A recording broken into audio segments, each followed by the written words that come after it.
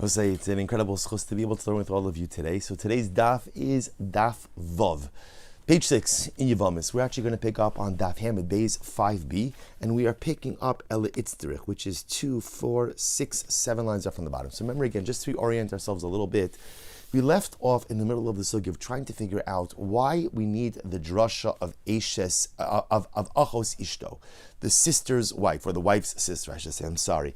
Right? Remember again, we had an entire drasha where the Torah, we know, goes ahead and prohibits marrying the sister of your wife. And then we made a gzera shava of aleha, ultimately again to yibum.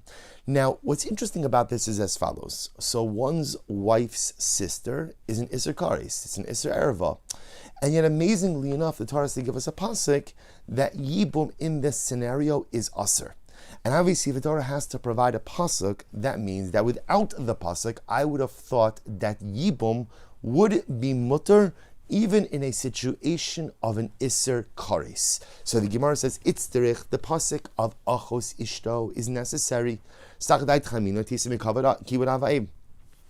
at Rashi, Sagdai Tchamina, Ilo ksiv alei lidrasha, or aleha lidrasha, tisi asei v'dachilo sasei sheyesh bakaris mikibur avaim. Had the Torah not given us the drasha from Achos Ishto of aleha to tell us that yibum is prohibited with one's wife's sister, I would have thought that the idea of an asay being docha elo sa'asay is true even when the lo sa'asay is an Isser Kares. Now, where would I have gleaned that from? So the Gemara says you would have gleaned it from Kibud Avaim. How so? Listen to this case. This time you learned in a brayso. Yachol yehei Kibud Avaim docha Shabbos. One would have thought that the mitzvah of Kibud Avaim, honoring one's parents, should be docha Shabbos. Should set aside the rules of Shabbos. In other words, if there's a clash between honoring my parents and keeping Shabbos, so in other words, or to say a little bit differently, if honoring my parents requires me to go ahead and violate Shabbos, I would have thought that honoring your parents trumps everything, and therefore, halacha l'maisa, I should do that. To which the Gemara says, Talmud lomar ish imo va'aviv tiro ves shabso sai tishmoru. Therefore, the pasuk says a man should fear or revere his mother and his father and keep my Shabbosos. So the juxtaposition here is very interesting. Torah discusses honoring your parents right next to keeping the Shabbos. What does that teach us? Kulchem chayovin bichvodi. To teach us ultimately again that Hashem says, listen, you're obligated to honor your parents, but both you and your parents are obligated to honor me. So therefore, as much as there's an obligation to honor our parents, when there is a clash between honoring our parents and honoring Hashem, such as in a case where my parents ask me to do something that is against the will of the Ribono Shel Olam, so ultimately because both me and my parents are obligated to serve Hashem, the will of Hashem trumps the will of my parents. So the Gemara says, "My love, damle shchotli b'shali." Are we not talking about a case where ultimately, let's say my father says to me on Shabbos, cook me a piece of meat, right? Or go ahead and shecht for me an animal. So my father is asking me to do a malacha for him on Shabbos, and the Torah says, as much as you're obligated to go ahead and honor your parents, you're more obligated to keep my Shabbos. Now here's what's interesting. The only reason I know not to honor my parents when the will of my parents conflicts with the will of God is because the Torah says, keep Shabbos. Keep Shabbos. So if my father tells me to violate Shabbos as a form, ultimately again, of honoring him, but Hashem tells me to keep the Shabbos, I have to listen to Hashem. But the only reason I know that is because the pasuk says, Tishmoru. Had it not said that phrase, I would have assumed that the asay, the positive commandment of honoring my parents, goes there and sets aside the prohibitions of Shabbos. Halaf achidachi. To which the Gemara says, lo. Lo, that's actually not the case. The case is not where my father is asking me to do something which carries with it an Isser Kares, rather top of Daf Vav, Lav de Mechamer. We're talking about a case where, let's say on Shabbos, my father asks me to lead a laden animal. Now, leading a laden animal on Shabbos is Aser, but it's not a Chiyuv Misa. It's not a Chiyuv Misa. Ultimately, again, and even in that case, Va'afilu hachi lo dachi. See, even when my father is asking me to do something that's not punishable by death, I still can't violate Shabbos. Even just the law, even just the prohibition, I can't violate Shabbos to honor my parents.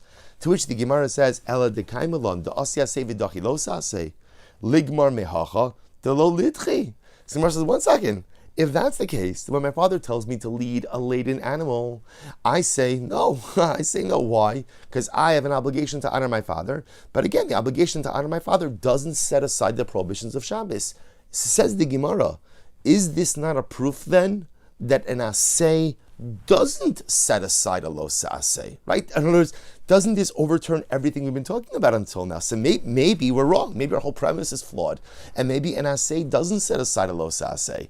To which the Gemara says, V'chitema, shiny lavi de Shabbos de chamiri. Well, maybe you say no. Maybe in general, asay is docha lo sa'aseh, except in a case of kares. But Shabbos is different. Shabbos is different because Shabbos is very chomer. Right? Ultimately, again, Shabbos is very strict. Shabbos is very stringent. So even though normally we would say that an asay could set aside a lo sa'aseh, when the lo sa'aseh is not punishable by kares or by misa, just the lav, Shabbos is different. By Shabbos, an asay cannot set aside a lo sa'aseh of Shabbos, even though it's just the lav. To which the Gemara says, but yet again, I will say the comparison to Shabbos is made in many other areas to halacha, and no one ever highlights the fact that Shabbos is more chomer than anything else. So we'll see. So first, if we take a look at Rashi, Rashi says, why is it that Shabbos would be more chomer? Why is Shabbos more chomer than anything else? Look at Rashi. To Kaim Alon, it's in the first of the short lines, Mechalal Shabbos ka'ovid avodas kochavim, u'mishum hachi lav greda lodachi u'minayu lo garminan. See, Rabbi say, Shabbos in and of itself is an oath. Shabbos is a sign of our relationship with Hashem. And that's why the Gemara says if a person violates Shabbos, it's as if they're worshipping idolatry, which is such a strong statement. But the idea is that Shabbos serves as the relationship underpinning between ourselves and HaKadosh Baruch Hu. It's the covenant. On Shabbos, when I abstain from engaging in positive, dynamic melacha, work, what I'm showing is Hashem, you're in control. Person violates Shabbos, it's almost as if they're not giving God their due. There's something theologically missing in my relationship. I could be doing everything else. But without Shabbos, is without that basic recognition that Hashem is the creator and Hashem is the one who controls everything. So maybe that's why Shabbos is different, to which the Gemara says, but one second, here's the problem. The problem is there are many times that we go ahead and we make comparisons to Shabbos.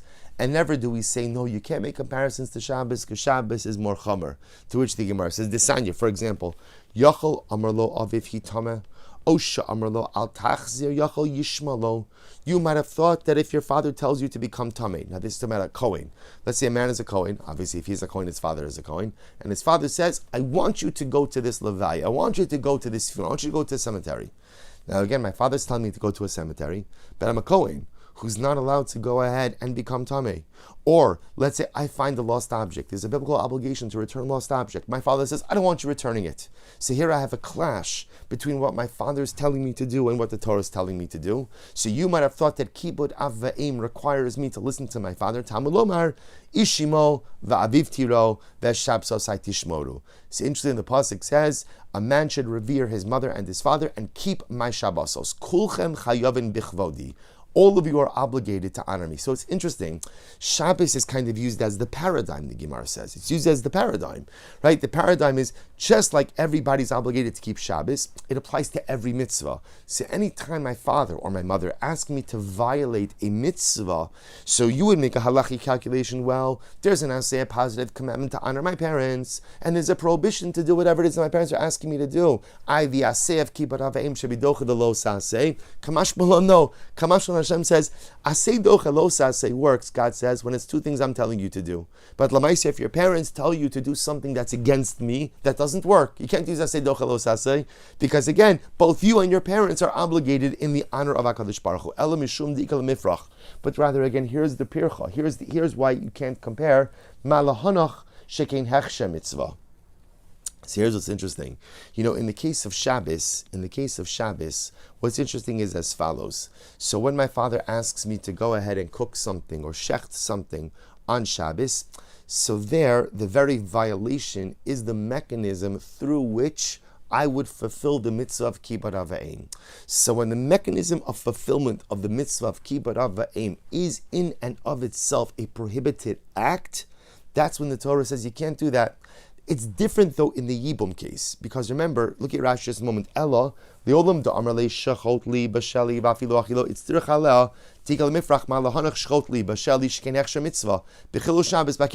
Rashi points out here something amazing. Even had the Torah not said aleha, right? Even had there not been, let's say there is a mitzvah of yibum, there's another way to fulfill the mitzvah. What's the other way to fulfill the mitzvah? With chalitza. In other words, in the case of achos ishto, there is a way to, so to speak, fulfill the mitzvah of yibum without getting into a biblically prohibited relationship. And that's simply to do chalitza. I'm sorry, I stopped in the middle of Rashi. Rashi says, Ella, li'olam da'amrli shchot li b'sheli. Right, the case of the conflict between kibbud av v'aim and Shabbos is a case where my father says, I want you to shecht an animal for me, I want you to go ahead and cook something for me. Va'afilu hachilo itzter chala di'ikal mifrach malahanach shechot li b'sheli shekein hechshe mitzvah b'chilu Shabbos bakiris lo saseu mekayim asei di kibbud av v'zeh hechshe kimo v'yevshel l'kayim b'lo kiras av. You see, in that case, I can't fulfill the mitzvah of kibbud av without desecrating Shabbos. That's what's happening over there. My father asked me to cook him something. I can't fulfill my father's will without uprooting Shabbos. Hilchach ilo kasav Shabbos osai tishmoru hava aminu litchi. Therefore, the Torah had the Torah been silent and not said anything, I would have assumed asay doche lo sasay. My father tells me to go ahead and cooking something on Shabbos. I know cooking is also on Shabbos, but I have an asay, a positive commandment of honoring my parents, a lo sasay of Shabbos. The asay of honoring my parents should set aside the lo sasay of Shabbos. Therefore, the pasuk says, Ishimo va'aviv tiro ve'Shabbos osai tishmoru. Yes, you have to honor your parents, but all of you have to keep my Shabbos. All of you have to honor me. So that's why it has to write it by Shabbos and kibbud av v'aim. But in this case, by achos ishto, by the case of the wife's sister, aval yibum lo ze bilvad hachsher kiyuma ha'aseh shar yachol lachlotz v'lo ya'akar lav shel erva v'lo itztir chala. Even had the Torah not said aleha, by the case of achos ishto, I could have come up with my own good solution, which is chalitza. Chalitza. In other words, in the case of kibbud av and Shabbos, the clash is inevitable, because the only way for me to fulfill the honoring my parents is to desecrate Shabbos. That's not true in the case of achos ishto. There's a way to take care of yibum even without an iser erva, which is chalitza. To which the Gemara says, "El sagadaitcha." So here's the issue: sagadaitcha mina tisim binyan beis hamikdash. The truth is, I need aleha. Right? Why do I need aleha? Because, in other words, without aleha, I would have thought that asay is doche lo sasay even by an iser kares. Now we're trying to figure out why would I have thought that. To which the Gemara says, an incredible Gemara. The Gemara says, this I would have learned it out that asay is doche lo sasay even by an iser kares from the mitzvah to build the Beis Hamikdash. How so? This sanyo yachol yehei binyan Beis Hamikdash doche Shabbos. You might have thought that the building of the Beis Hamikdash should be doche Shabbos. Talmud lomar es Shabbos osai tishmoru umikdashi tiro. The pasuk says, keep my Shabbos, revere my mikdash. Kulchem chayovin bichvodi. You are all obligated in my honor. So once again, the Torah says, es Shabbos osai tishmoru umikdashi tiro. As much as you have to revere the mikdash, you also have to keep Shabbos. My la bebona v'soser.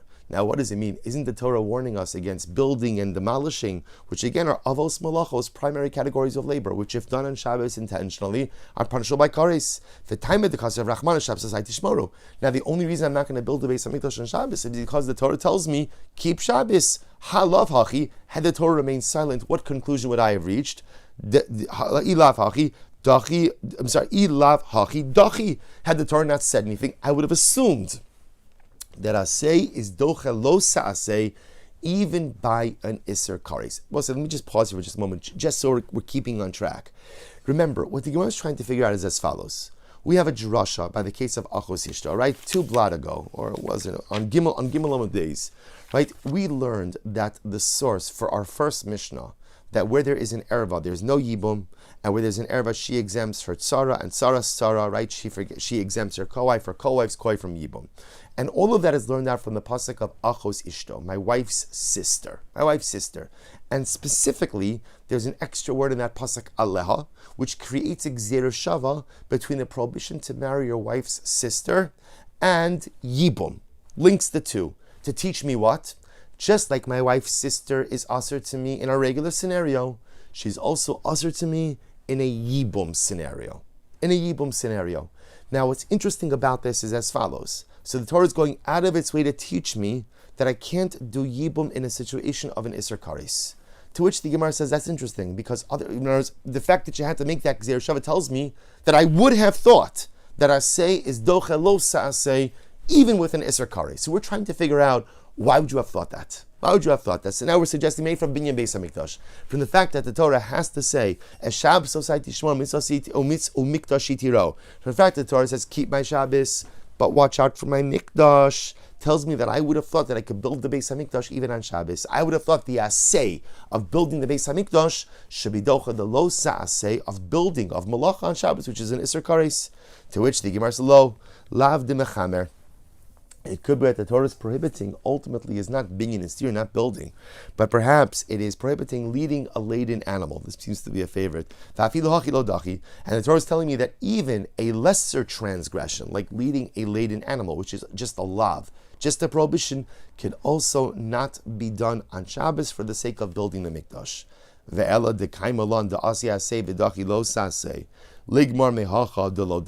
that's the case, then why don't you say we see from here that really asay is not docha lo saseh at all?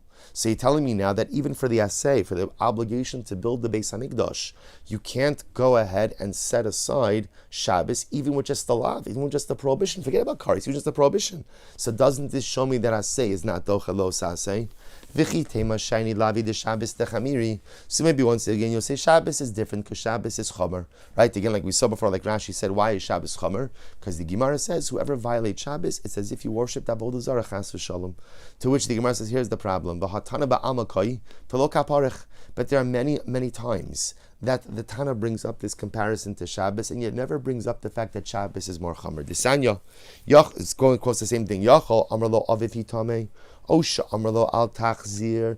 If your father was a Kohen and he tells you to go to the cemetery, or you find a lost object and your father tells you don't return it, so the Gemara says you might have thought what Yachol yishmalo. You might have thought there's an assay of honoring my parents. I should listen to my father. To which the Gemara says Talmud lomar ish imo va'aviv tiro. Kulchem chayavin bichvodi. All of you are obligated. So the point over here is you see that Allah so you compare everything to Shabbos, and we don't say that Shabbos is more machmer than anything else. Ela mishum deikal mifrach, but rather again here's the pircha. So we said before, malahanach shekin hechsher mitzvah. So which we'll say the problem over there, of course, is like we said before, that in order to fulfill kibud avaim, the only way to fulfill the positive commandment by definition is the commission of the prohibition. The Gemara says, however, shekin hechsher mitzvah tefok lemihasam. So then why do I need a Shabbos society shmor mikdash itiro? So I must say the truth is we need that for a different drasha. Listen to this. This is so beautiful. So the Gemara says, Yachol yisyare adam mikdash. You might have thought that maybe there is an obligation to fear the mikdash. So the Gemara says, Talmud lomar. Now I must say, what's interesting about this is maybe there's a din of yira. There's like a din of being in awe, of being in fear of the Beis HaMikdash. Talmud lomar es Shabbos society shmoru ve'es mikdash shitiro. Ne'emar shmira b'Shabbos ve'ne'emar mora b'mikdash. The Torah uses lashon of shmira, of keeping or guarding by Shabbos, and lashon of mora, reverence by the mikdash. Mashmira ha'amura b'Shabbos amud beis. Just like when it says shmira by Shabbos, what does that mean? Lo mishabbos atam misyare. You're not fearful of Shabbos, right? There's no fear of Shabbos. Ella mimishe hizhir ala Shabbos. Rather, who do I have reverence for? It's interesting. The reverence or the fear is not really for Shabbos. The reverence or the fear is for the one who commanded me to keep Shabbos. Ai the Ribono Shel Olam. Af mora ha'amura b'mikdash lo mi mikdash atam misyare. Ela mimishi hishir al hamikdash. So too again, says the Gemara, when it comes ultimately again to the reverence about the mikdash, it's not the mikdash that I revere, but rather ultimately again, or fear, but rather it's the one who went ahead and told me to build the Beis HaMikdash that I have reverence for. A really beautiful idea. And the Gemara is highlighting over here that sometimes we kind of lose the trees from the forest a little bit. Right? In Yiddishkeit, it's so easy, unfortunately, to reduce our Yiddishkeit to a series of behavioral or mechanistic physical activities. It's just things that I do, day in and day out, things that I do. And we forget that the reason I do the things that I do is to connect to HaKadosh Baruch Hu. The Gemara says you don't have to fear a mikdash, you don't have to revere a mikdash. Rather, I say it differently. We do have reverence for the mikdash, we're going to see in just a moment. But the reverence for the mikdash is not a reverence for the building. It's not a reverence for the structure. It's a reverence for the one ultimately who commanded me to build the building. When I go ahead and I do mitzvahs, it's not just the pshat that I'm checking a box. I'm doing the mitzvahs for the one who commanded me to do the mitzvahs, because doing the mitzvahs, performance of the mitzvahs, allows me a connection to my Father. The Gemara says, by the way, ve'ezo hi mora mikdash. By the way, what does it mean to revere the mikdash? How does that manifest itself? Lo yikanis adam b'harabayis b'maklo b'mina alo b'pundaso ba'avak sha'araglov. So ultimately, what's the halacha? You can't come onto the harabayis with your walking stick, with your shoes, with your money belt, with the dust that's on your feet. V'lo ya'asenu kapendario. You can't use the harabayis as a shortcut. Urekika mikal v'chomer, and you're certainly not allowed to spit on the harabayis as well. So, let's just pause on this just a moment. It's actually really profound. Rav Shamshon Nafal Hirsch in his Sefer Chorev explains what's the pshat with these items. In other words, why am I not allowed to do these things on the mikdash? And he says, when you come before Hashem, the entire essence of coming before Hashem is sublimation. I'm giving myself over to Hashem. I recognize that, and in Chassidus we call this, bittul. Bittul, there's the yesh, I'm mevatel myself, not a self-negation in a bad way, like I'm a nothing, but I recognize that when I'm in the presence of God, I give myself wholly over to HaKadosh Baruch Hu. The goal when you are before Hashem is to become wholly dependent and wholly reliant on the Ribono Shel Olam. And says the Gemara something so profound. How do you accomplish that? You don't go into the harabayis with your walking stick. Rav Hirsch says, the walking stick gives you stability.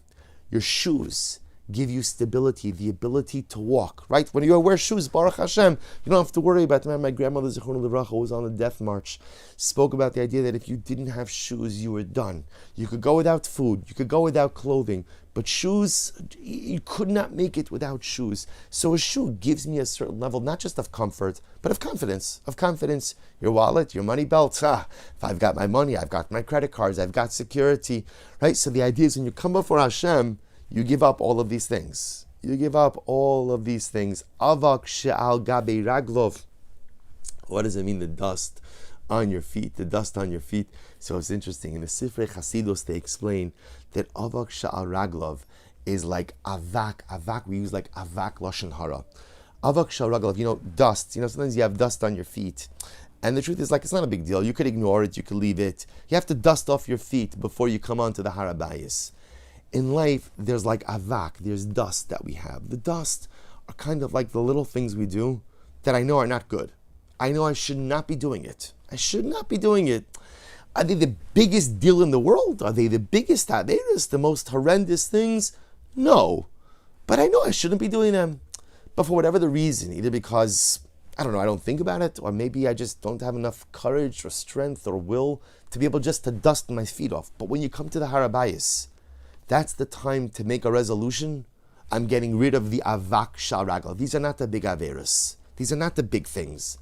But these are the little things that often I'm doing day after day or day, right, each and every day, that hold me back from becoming the real person I want to be. When you come before Hashem, you give up your walking stick, you give up your shoes, you give up your money. I'm not independent. I'm fully dependent on HaKadosh Baruch Hu. I'm going to say, I'm coming to you now. I'm going to dust off my feet. I'm going to stop being held back by the little things, the little dust, the particles, the stuff, the schmutz. That's there. It's not the biggest deal in the world, but it's holding me back, and I don't want to be held back anymore. So I dust it off. Again, that's just the din of the makom. You can't go ahead and make it a shortcut, and ultimately you can't spit there. I only know that this is true when the Beis Hamikdash is standing. Bizman shein Beis Hamikdash kayim minayin. How do I know that this is true even when the Beis Hamikdash is not standing? In other words, it's actually very interesting. How do I know that there's a din of mora, there's a din of reverence for the place, even when the Beis Hamikdash is no longer standing? Pasuk says, keep my Shabbos, revere my mikdash, Mashmira ha'amura b'Shabbos the olam. Just like ultimately Shabbos, the obligation to keep Shabbos is an eternal obligation. Af mora ha'amura b'mikdash li olam. So too again, mora Mora, which is said by the Mikdash, ultimately again is forever, which is actually an incredible halacha. We know this today, that even those who go up to Har HaBayis, right? First of all, there are only certain areas you could traverse, and even when you traverse those areas, it requires an incredible amount of vigilance and diligence, incredible number of halachas. So ultimately, again, what's amazing is the juxtaposition between Shabbos and the Mikdash says just as the keeping of Shabbos is something that is eternal, so to the Mora we have to have for the Mikdash is eternal as well. So we'll say, okay, let's get back to our regularly scheduled program. But I'll say, I just tell you something very beautiful that I saw. The idea, the Shlomo Rebbe says something beautiful. He says this idea, so we say halacha l'maisa, that ultimately, again, building the Beis HaMikdash is not Docha Shabbos. It doesn't set aside Shabbos. So the Shlomo says something so beautiful. He says, why is that? Listen to these words. He says, Ki Beis HaMikdash hu makom la'ashras hashchina. He says, ultimately, again, the Beis HaMikdash is a place where the Shechina resides. It's an external, right? It's a building. He says, what's the point of Shabbos? The whole point of Shabbos is to bring the Shechina inside of me. That's the whole point, to create an internal hashras hashchina, an internal resting of the divine. That's what Shabbos is about. Only Shabbos, I daven, beautiful su'udah, learn Torah, sing and dance and nega l'chaim. That's what Shabbos is. And what's the whole point of it? The whole point is, I want to bring the Shechina into me. I say, I want you in me. I want you to reside in me. I want to be your home. So says the Shlomo Rebbe, Shabbos is making yourself into a home for Hashem. Beis HaMikdash is building an external physical home for Hashem. So what's more important? Says Shlomo, of course, making yourself into a home for Hashem, of course, is more important. Therefore, says the Shlomo, that's why Binyan Beis HaMikdash is not Torah Shabbos. And what a way to look at Shabbos. Shabbos is the day when I try to make myself into a Mikdash for the Ribono Shel Olam. So if there's a clash between building the personal Mikdash and the national Mikdash, building the personal Mikdash takes precedence. Incredible. We'll say back to the Gemara. So we'll say, remember again, let's go back. The fact that we have to make a limud of aleha teaches me that without that drasha, I would have thought that Asay is doche lo sasei, even b'mokum kares. So we're trying to figure out, why would I have thought that? Elo sakadait chamina tisime havara. Listen to this. I might have thought that it's from havara, the prohibition to kindle a fire on Shabbos. Listen to this. The Tana de Rabbi Shmuel, lo sivar eish b'chol mosho zeicha. And the pasuk says you shall not kindle a fire in all of your dwellings on Shabbos. Ma Talmud lomar. What is this saying? So Gemara says, Ma Talmud lomar. Either Rabbi Yossi lelav, either Rabbi Nasan lechalik. Remember again. What do you mean? What is this saying? We learned this already. I will say, here's what's interesting. The Torah goes in and tells you you're not allowed to do any malacha, but then the Torah goes out of its way to say you cannot kindle a fire. You cannot kindle a fire in your home on Shabbos. Why does the Torah single out Havara? In other words, don't say anything. I know I'm not allowed to kindle because remember again, there's a juxtaposition between Shabbos and the Mishkan. Anything done in the Mishkan cannot be done on Shabbos. They kindled fires in the Mishkan, so I already know I can't kindle a fire. Why do you have to explicitly say Lo sivaru eish b'chol shosechem yom Shabbos? Why is that necessary? It's machlokis. Tisanya Havara l'lav yatzas de Rabbi Yossi. So Rabbi Yossi comes along and says Havara, kindling is singled out. To tell you, fascinatingly enough, that whereas every other malacha, if done intentionally, is punishable by misa, kindling is only a lav. Kindling it's a prohibition. That's why we stated separately. Rabbi Nasan says ultimately again l'chalik. Now what does l'chalik mean? L'chalik means to teach you. Both say one might have thought. Actually, look at Rashi. Rashi says l'chalik shalotomar inu chayiv skila ad shichal Shabbos chum malachos. Both say up until this point in time, the Torah only says all of the malachos in one pasuk. Kol malacha lo sasa. I might have thought the only time you're chayiv skila is if you do all 39 malachos. Therefore, the Torah comes along and specifically articulates, do not kindle, to tell you that each malacha is reckoned separately. We'll say famous machlokes, l'lav yatzasa, l'chalik yatzasa. Was it singled out to tell you that it's only a lav, or was it singled out ultimately to tell you that you are chayiv for the commission of each and every independent malacha? To which the Gemara says something amazing. So the Gemara says, Rava says, Tana Moshavos kakashile. The truth is, the problem with the pasuk is the word Moshavos. Torah says, Lo sivaru eish b'chol mosho seichem. Do not kindle a fire in your dwellings. So the Gemara says, Moshavos ma Talmud lomar. Why are you using the word Moshavos? What do you mean your dwellings? So listen to this. Michti Shabbos chovas agufi. Remember, Shabbos is a personalistic obligation, right? The obligation of Shabbos is upon me. is upon me. Chovas haguf, right? The chovas haguf nahages bein ba'aretz bein b'chutz la'aretz. And ultimately, again, anything that is a mitzvah on your guf, on your body, a personalistic mitzvah that you fulfill with your body, that applies both in Eretz Yisrael and out of Eretz Yisrael. Tefillin, right? Mezuzah. All of these are mitzvahs that apply in and out of the land. So Shabbos is a perfect example. Shabbos, how do you fulfill Shabbos? With your body. So because I'm fulfilling, as opposed to agricultural mitzvahs, which are performed with the land, those only apply in Eretz Yisrael. So watch this. Moshavos t'chaser rachmana b'Shabbos lamali. So if that's the case, why does the Torah have to say Moshavos? Why does it say don't kindle a fire in your homes? Well, what does that mean? Mitzvah of Shabbos applies anywhere and everywhere. Mishum Rabbi Shmuel, so listen to this. Mishum Rabbi Shmuel Amar Tamdecha. So I will say one of the Talmidim said over the name of Rabbi Yishmael something amazing. Lefi shene'emar v'chiyeh be'ish chet mishpat maves v'humas. Pasuk says, if a person transgressed the halacha, a mitzvah, or I should say an aveira, and what happens? They're sentenced to death. What's the halacha? They'll be put v'humas. You shall execute them. If somebody's sentenced to death, you should execute them. Shomea ani bein b'chol bein b'Shabbos. This is incredible. I would have thought that once a person is sentenced to death, that execution should take place whether it's a Shabbos or a Sunday. In other words, you execute it as quickly as possible. So if it turns out that the first available opportunity to execute the guy is Shabbos, do it on Shabbos.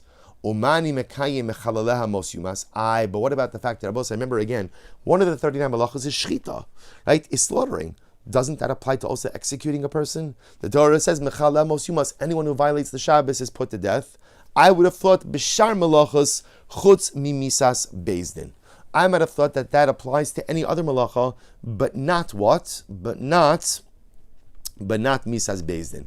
So I will say, now here's what's interesting. So I just want to point out what's happening over here. If you notice, this is an asay dochalos asay, right? So again, the asay is Torah's telling me to what? To execute someone. If they're deserving of execution, execute them. The los asay is Shabbos, right? And here again, it would be an isser, it would be an isser d'oraisa, kares. And yet it seems to be the Torah's telling me, execute the guy even on Shabbos. Oh, ena ela filu misas bezdin. Or maybe not. Maybe at the end of the day, no, you can't do any malacha on Shabbos, even executing someone. Right? Even executing someone. So what does the pasuk mean when it says if the guy deserves execution, execute him? It means execute him during the week, but not on Shabbos. Maybe not. Maybe it means even on Shabbos. Talmud lomar lo sivaru eish b'chol moshvosechem. The pasuk says, do not kindle a fire in all of your dwellings. Now watch this. Ulahalon hu omer. V'hayu eila lochem l'chugos mishpat l'dorosechem b'chol moshvosechem. The pasuk says, all of these things will be for you a mishpat for generations in all of your dwelling places. Ma moshavos ha'amurim lahalon bebezdin.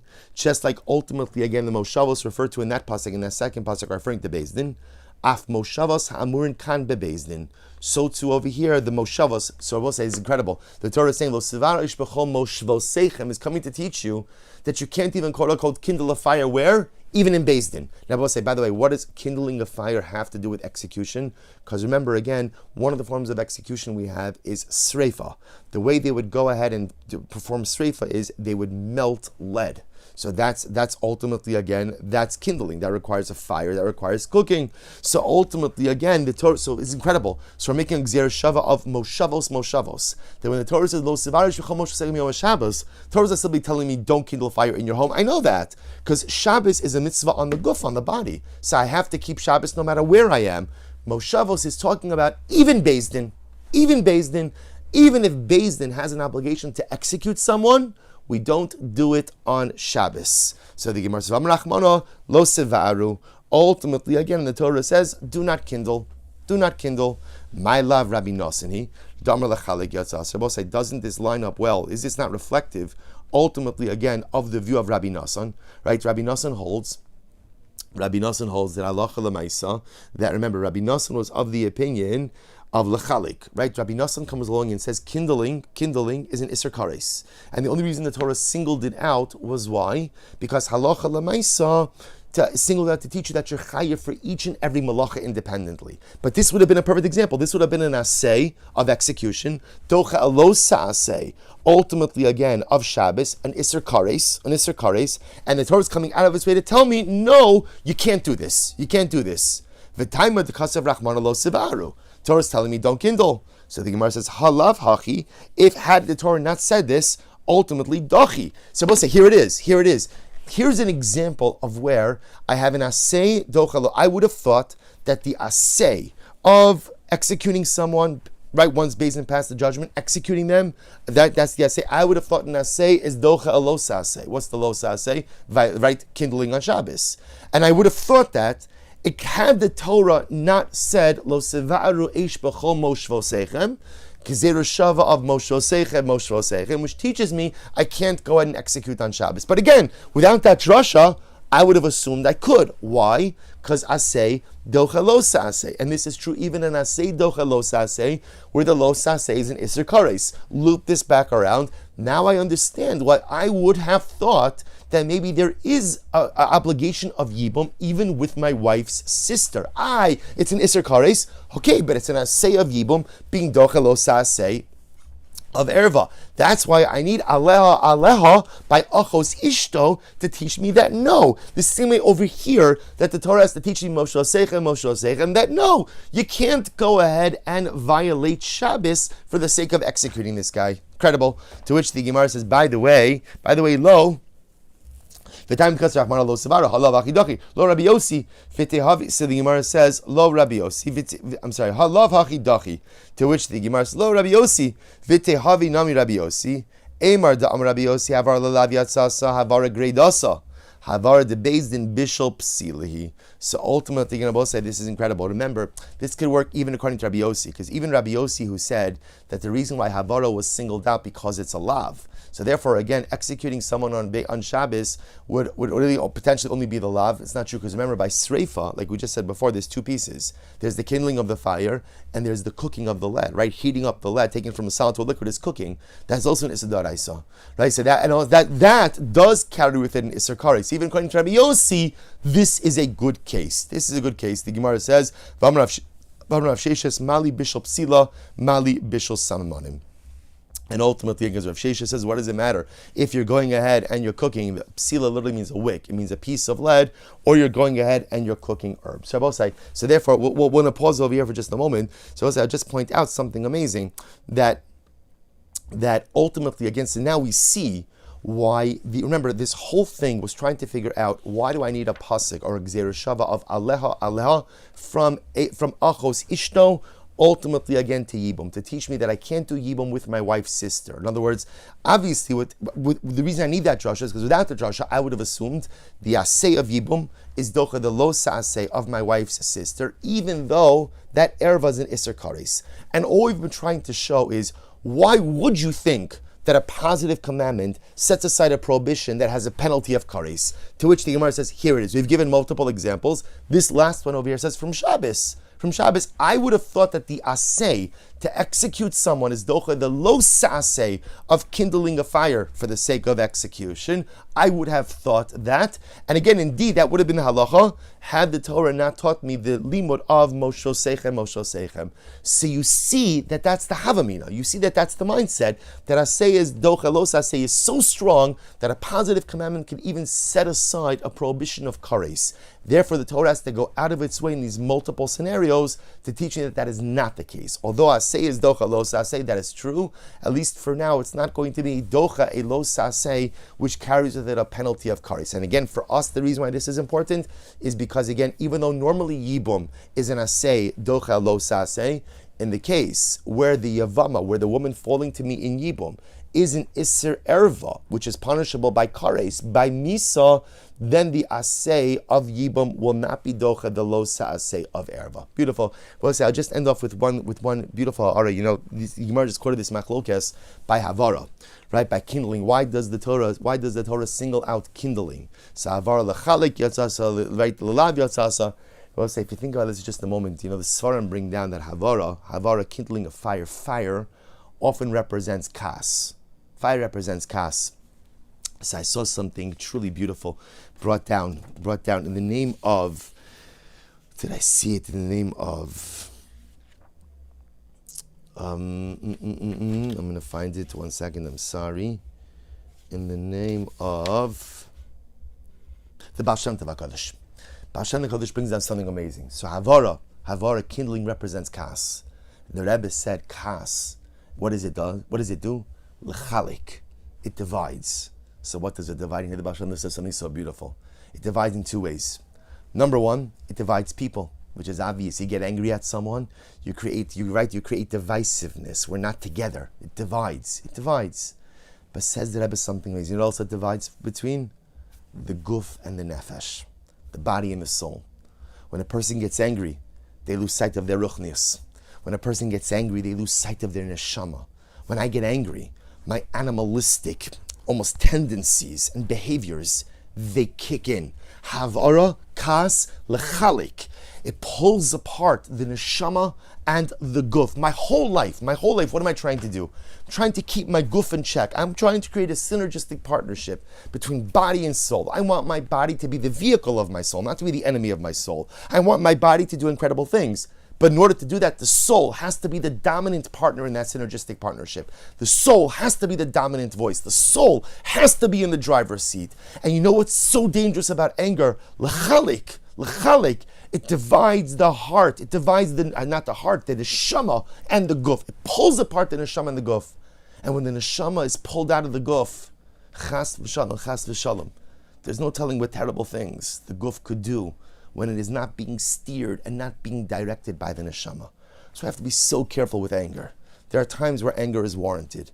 There's time where kas is appropriate. But even when kas is called for, even when it's appropriate, it must always be measured. And it must always be contained, like a fire. Fire is very positive and very profound and very good if it's contained in something. If left unchecked, fire destroys. When we have to get angry at times, it has to be controlled anger, limited anger. Because if not, we run the risk of of pulling apart chas v'shalom our guf and our neshama, and then unfortunately terrible things occur. An incredible mussar for us to be so careful with our midos, to be so careful with our anger, to be so careful when our passions run high, when we're ready to get angry. Just be careful. Do I really want to pull apart my guf and my neshama? All right, Chaver, we'll stop over here for today. Shkoyach, everyone. Wishing everyone a wonderful day. I'm sorry that I couldn't be there with you in person, but it's a great zechus to continue to learn with you. Have a wonderful day.